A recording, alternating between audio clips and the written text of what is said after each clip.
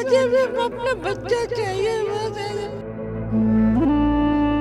عبداللہ حسن جس نے کیریئر کا آغاز کیا میٹرو ون نیوز سے اور پھر مختلف چینلز میں اینکرز کی خدمات انجام دی۔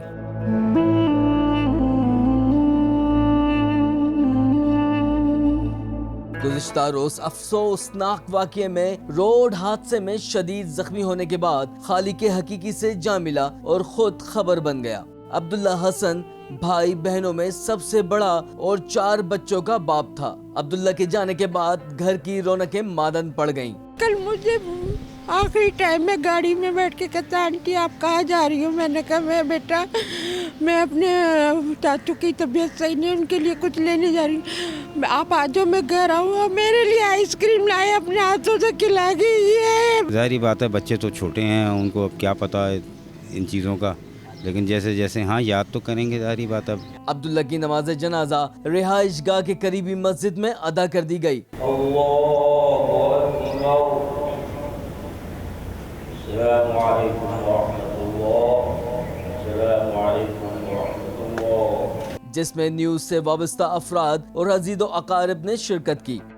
بڑے خوش اخلاق اور بڑے محنتی، بڑی محنت کی، انہوں نے اسٹرگل کی، اپنے اسٹرگل لائف جب اسٹارٹ کی تھی، اور ابھی ماشاءاللہ کئی چینلوں میں کام بھی کر چکے تھے، اور انتہائی افسوسناک، مجھے تو کل یقین نہیں آ رہا تھا۔